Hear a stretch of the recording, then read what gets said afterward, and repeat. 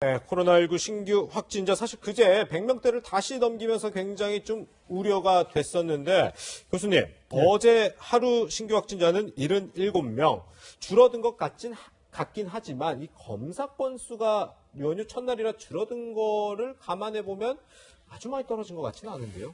지금 이렇게 줄어들었다 이렇게 보기 어렵습니다. 예. 그러니까 이제 지난 화요일 날에 38명으로 떨어지게 되거든요. 예.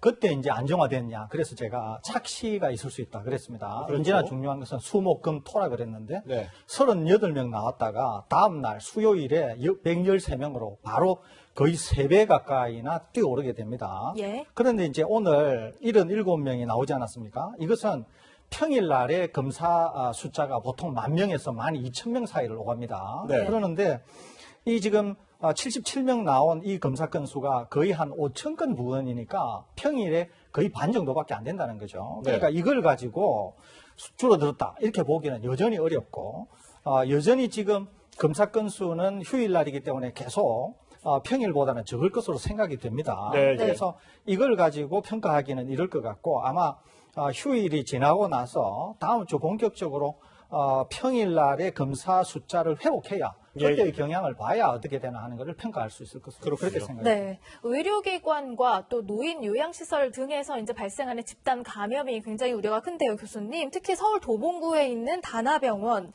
감염 상황이 좀 심상치 않은 것 같아요.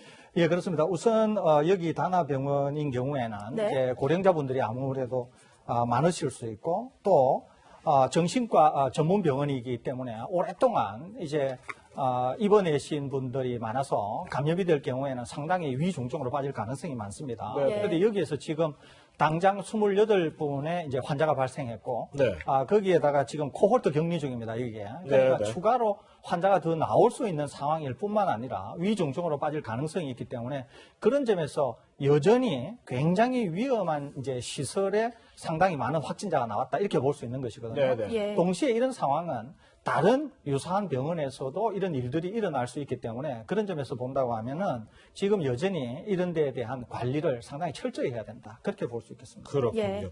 그런데 지금 이제 추석 연휴다 보니까 이제 귀성객들로 인한 감염, 확산, 이게 참 우려가 되고 있었는데 서울에서 부산으로 내려간 귀성객이 확진 판정을 받았다.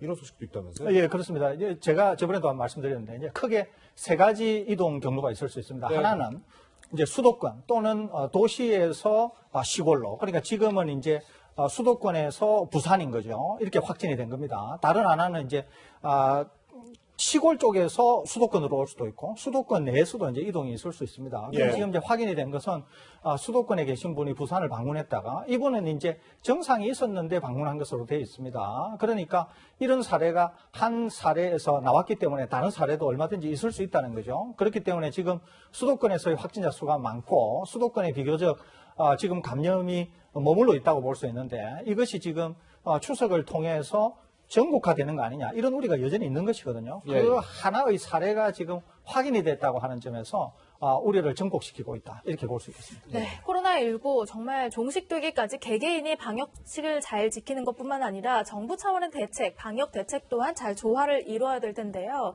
일부 전문가가 이런 주장을 내놨습니다. 이런 연구 결과 우리 방역이 지속 가능하지 않다. 방역 대책을 좀 바꿔야 되는 것 아니냐.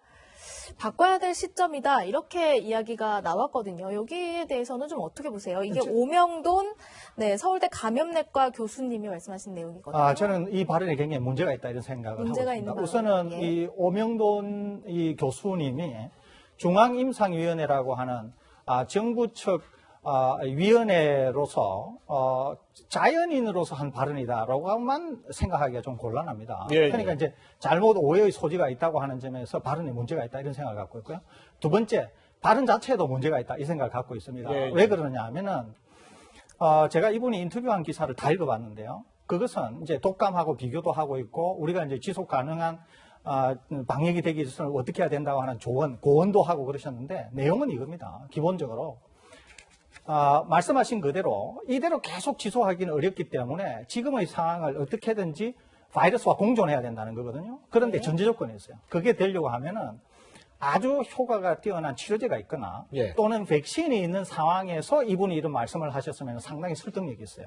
예컨대 독감인 경우에는 매년 전 세계에서 수십만 명이 사망하지만 사람들이 그렇게 위협적으로 생각하지 않습니다. 예. 그것은 치료제와 백신이 있기 때문에 그런 것이거든요. 예. 그러니까 지금 코로나19에 못지않게 사망자를 내고 있음에도 불구하고 그 두 가지 요건이 충족되기 때문에 가능한 것이라고 볼 수 있어요. 그러니까 예. 오 위원장께서 말씀하시는 것도 말이 되려고 하면은 그런 조건을 만족해야 되는데 지금 그런 조건이 만족되지 않고 있다는 거죠. 그런 점에서 본다고 하면 이 발언 자체가 상당히 문제를 일으킬 수 있다. 그런 점에서 좀 적절하지 않다. 이런 생각을 갖고 있습니다. 네, 서 교수님께서는 이런 주장에 대해서는 좀 다른 생각을 갖고 계셨네요. 네. 지금 코로나19만큼이나 또 걱정이 되는 게 바로 상온 노출된 걸로 의심되는 이 독감 백신입니다.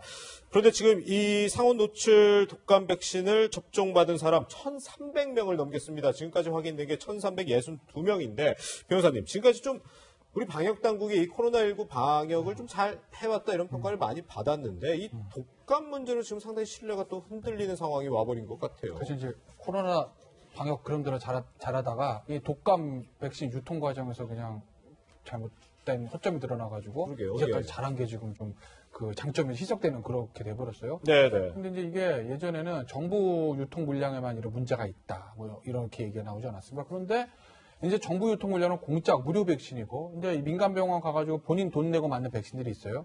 근데 본인 돈 내고 맞은 백신에도 정부 유통 물량이 섞여 있다라는 거죠. 그럼 이제 유통 과정에서 그게 완전히 분리가 돼서 유통이 돼야 되는데 그게 아니었다는 거 아니겠습니까?